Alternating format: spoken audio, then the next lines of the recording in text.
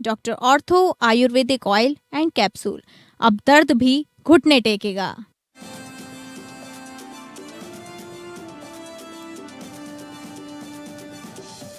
CM Hemant Soren से मिले केंद्रीय कोयला मंत्री किशन रेड्डी। रांची स्थित सीएम आवासीय कार्यालय में हुई मुलाकात। मीनिंग का कार्य पूर्ण हो चुके भूमि की वापसी पर हुई चर्चा।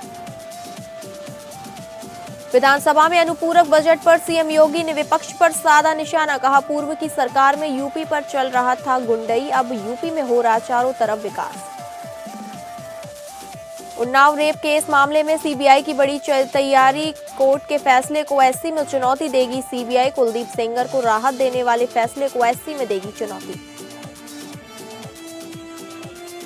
बुलंदशहर में एसिड अटैक के तीनों आरोपी बरी। 3 आरोपी काले, बबलू और अनिल को कोर्ट ने किया बरी। उम्र कैद की सजा रद्द, संदेह का मिला लाभ। बांग्लादेश में फिर भड़की हिंसा। तारिक रहमान की वापसी पर भड़की हिंसा। ढाका में बस धमाका, एक शख्स की मौत।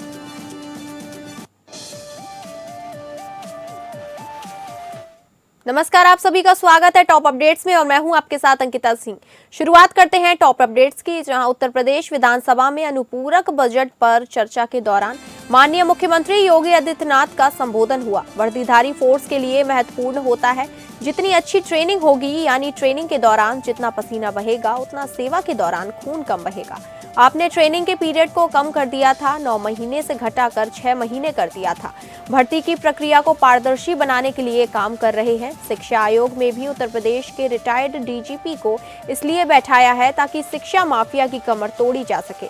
आज रूल ऑफ लॉ यूपी के अंदर है। कोई सांप्रदायिक दंगा नहीं है। दंगाई का उपचार कैसे होता है, इसको बरेली के मौलाना से पूछ लो। अब ना कर्फ्यू है ना दंगा है, अब यूपी में सब चंगा है। ये है नया यूपी।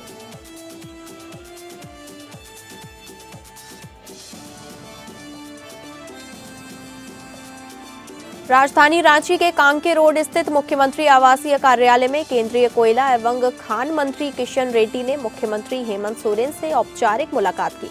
इस अवसर पर राज्य सरकार, कोल मंत्रालय और कोल इंडिया की अनुषंगी इकाइयों के अधिकारियों के बीच कोयला एवं खनन क्षेत्र की बेहतरी को लेकर काफी देर तक सकारात्मक चर्चा हुई।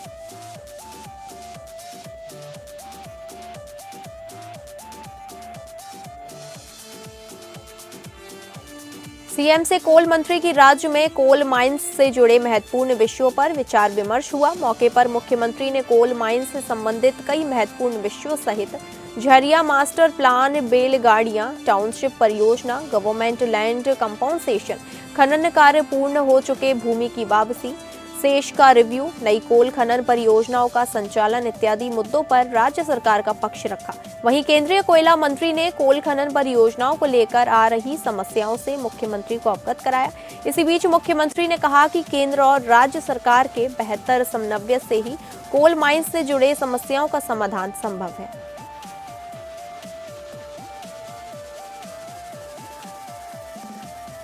दो 2017 के उन्नाव रेप केस में पूर्व बीजेपी विधायक कुलदीप सिंह सेंगर की उम्र कैद की सजा को सस्पेंड करने वाले दिल्ली हाईकोर्ट के आदेश को सेंट्रल ब्यूरो ऑफ इन्वेस्टिगेशन यानी सीबीआई चुनौती देने की तैयारी कर रहा है। सूत्रों ने इंडिया टुडे को बताया कि जांच एजेंसी ने कोर्ट के फैसले की स्टडी की है और जल्द से जल्द सुप्रीम कोर्ट में स्पेशल लीव पिटीशन यानी एसएलपी दायर करेगी।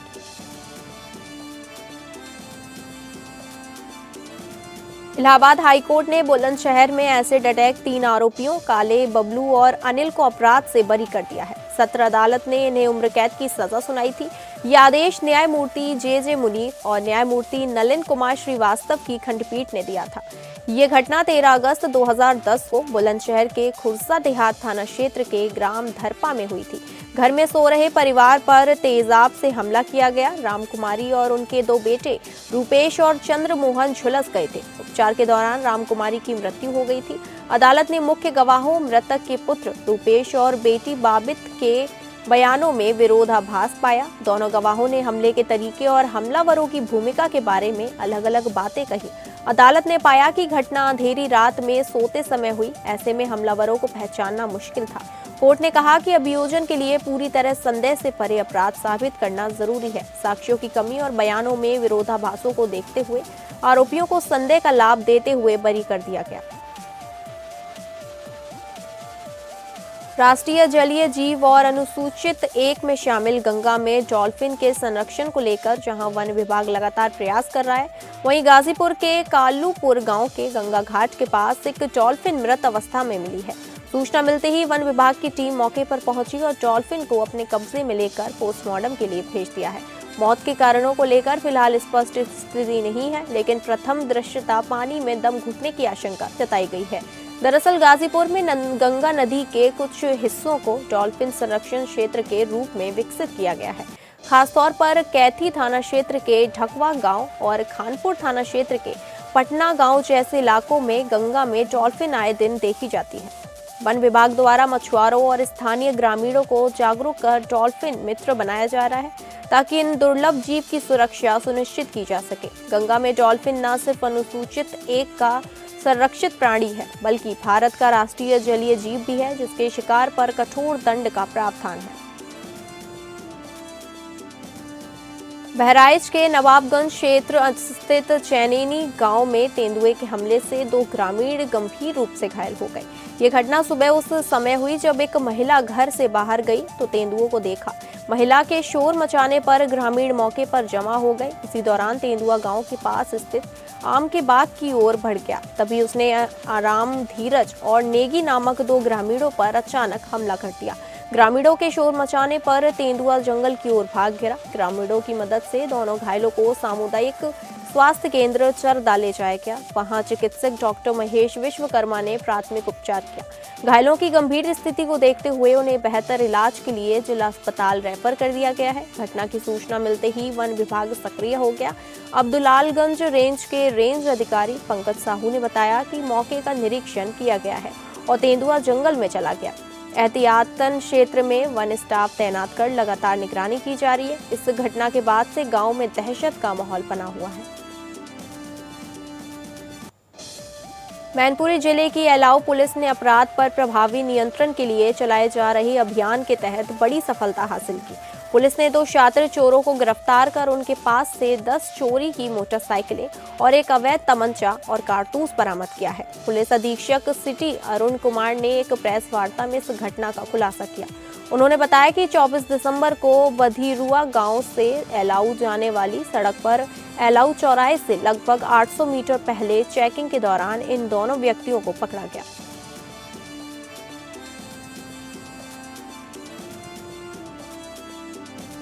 मैनपुरी में गिरफ्तार किए गए आरोपियों की पहचान फर्रुखाबाद जनपद के मऊदरवाजा थाना क्षेत्र निवासी मंजेश और कुलदीप पुत्र दयाराम के रूप में हुई है। पूछताछ के दौरान उनके कब्जे से 10 बिना नंबर की चोरी की मोटरसाइकिलें, एक 315 बोर का तमंचा और एक जिंदा कारतूस बरामद किया गया है। पुलिस ने दोनों शातिर चोरों के खिलाफ संबंधित धाराओं में मुकदमा दर्ज कर उन्हें जेल भेज दिया है। इस कार्रवाई से क्षेत्र में सक्रिय वाहन चोर गिरोह में हड़कंप मच गया।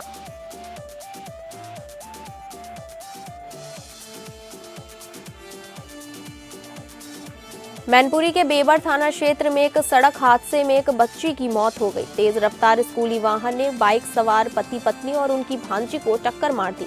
इस घटना में बच्ची की इलाज के दौरान मौत हो गई, जबकि पति पत्नी गंभीर रूप से घायल हो गए।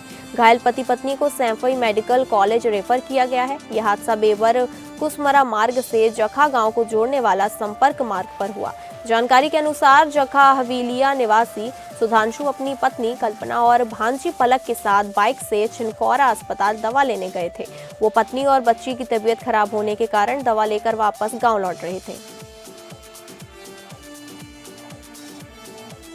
शाहजहांपुर से इस वक्त की बड़ी और दर्दनाक खबर सामने आई है। रोजा स्टेशन के पास एक भीषण रेल हादसे में 5 लोगों की मौके पर ही मौत हो गई। एक ही बाइक पर सवार होकर रेलवे ट्रैक पार कर रहे लोगों को तेज रफ्तार गरीब नवाज एक्सप्रेस ने टक्कर मार दी। हादसा इतना भयावह था कि किसी को संभालने का मौका तक नहीं मिला। ये दर्दनाक हादसा थाना रोजा क्षेत्र में रोजा रेलवे स्टेशन के पास उस समय हुआ जब पैदल आने जाने वाले रेलवे रास्ते से एक बाइक पटरी पर पार कर रही थी। इसी दौरान लखनऊ की ओर से आ रही रन थ्रू ट्रेन गरीब नवाज एक्सप्रेस बाइक को अपनी चपेट में ले लिया। हादसे में बाइक पर सवार 2 पुरुष, एक महिला और 2 बच्चों की मौके पर ही मौत हो गई। घटना के बाद इलाके में चीख पुकार मच गई। सूचना मिलते ही रेलवे पुलिस और स्थानीय पुलिस मौके पर पहुंची और सभी शवों को पोस्टमार्टम के लिए भेज दिया गया। फिलहाल पुलिस मृतकों की पहचान और हादसे के कारणों की जांच में जुटी हुई है। श्रावस्ती पुलिस ने अवैध तमंचे से फायरिंग के एक आरोपी को गिरफ्तार किया है। आरोपी अभिषेक सिंह भदौरिया को इकोना थाना क्षेत्र से पकड़ा गया। पुलिस ने उसके कब्जे से घटना में प्रयुक्त 315 बोर का तमंचा और एक खोखा कारतूस बरामद किया है। ये कार्रवाई 20 दिसंबर 2025 को हुई एक घटना से संबंधित है। वादी आर्यन पांडे ने बताया कि उन्हें चंद्रजीत यादव ने फोन पर गाली दी और जान से मारने की धमकी दी। जब आर्यन ने सामने आकर बात करने को कहा तो 23 दिसंबर 2025 को चंद्रजीत यादव, अजय शुक्ल और अभिषेक सिंह भदौरिया उर्फ नटवर सिंह ने उन्हें फिर से गाली दी और जान से मारने की धमकी दी। इसी दौरान अभिषेक सिंह भदौरिया उर्फ नटवर ने अपने पास रखे अवैध तमंचे से आर्यन पांडे पर जान से मारने की नियत से फायर कर दिया। हमला करने के बाद तीनों आरोपी आर्यन पांडे को जान से मारने की धमकी देते हुए मौके से फरार हो गए।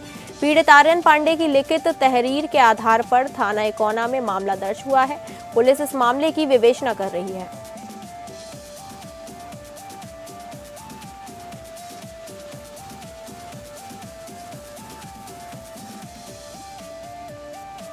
अमेठी में एक युवक की हत्या के बाद परिजनों और ग्रामीणों ने आक्रोशित होकर गौरीगंज मुसाफिर खाना मार्ग पर शव रखकर जाम लगा दिया।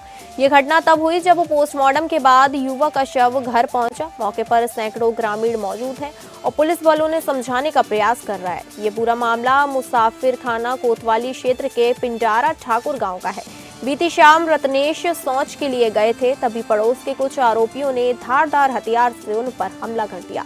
गंभीर रूप से घायल रत्नेश को सुल्तानपुर जिला अस्पताल ले जाया गया, जहां डॉक्टरों ने उन्हें मृत घोषित कर दिया।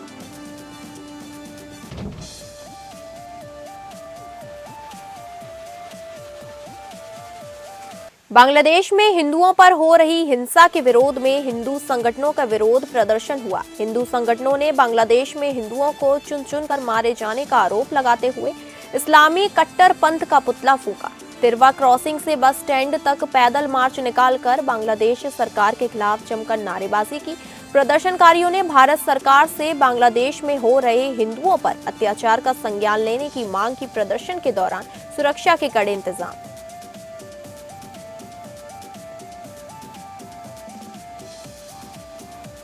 बांग्लादेश में हिंदुओं पर हो रहे हमलों के विरोध में विश्व हिंदू परिषद के सहयोगी संगठन बजरंग दल की युवा इकाई के कार्यकर्ताओं ने विरोध प्रदर्शन किया।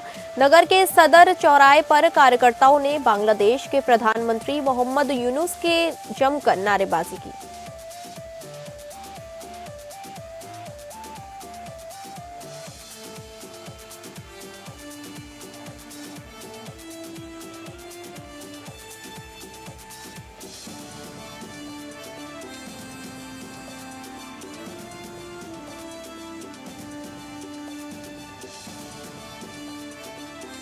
बांग्लादेश नेशनलिस्ट पार्टी यानी बीएनपी के निर्वासित नेता तारिक रहमान की संभावित वापसी से ठीक पहले राजधानी ढाका एक बार फिर हिंसा की चपेट में आ गई। क्रिसमस की शाम पर मोग बाजार इलाके में हुई क्रोट बम धमाके में 21 वर्षीय युवक की मौके पर ही मौत हो गई।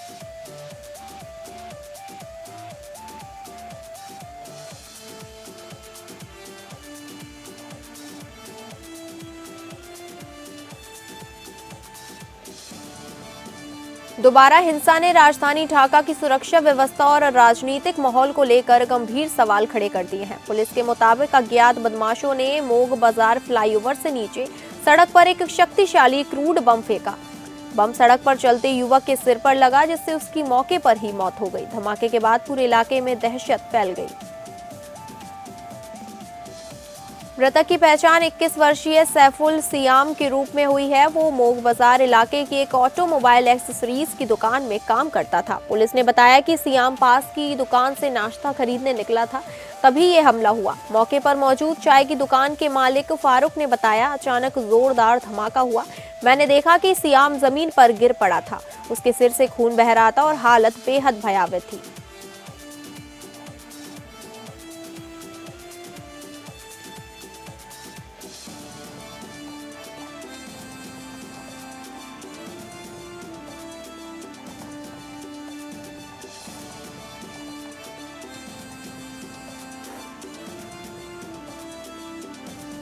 बीसीसीआई को साल 2025 में 3,358 करोड़ रुपए का मोटा मुनाफा हुआ है। भारतीय बोर्ड ने 2025 में ड्रीम 11 जैसी डील के बीच में ही टूटने के झटके को झेला था, लेकिन इसके बावजूद बीसीसीआई को गजब फायदा हुआ है। बीसीसीआई ने इस झटके से उभरने के लिए अपोलो ट्रायल्स और एडिडास जैसी कंपनियों के साथ करार किया।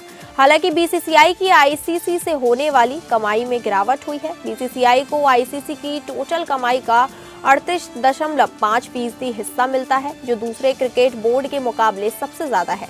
हालांकि इस गिरावट के बावजूद 2025 से 2026 फाइनेंशियली ईयर में बीसीसीआई 8,963 करोड़ रुपए की कमाई कर सकती है।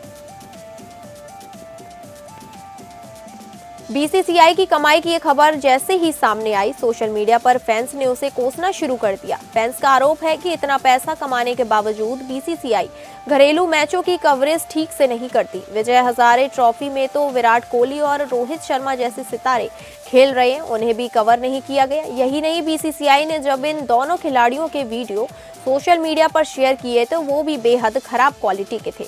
इस वजह से बीसीसीआई को फैंस के गुस्से को झेलना पड़ रहा है।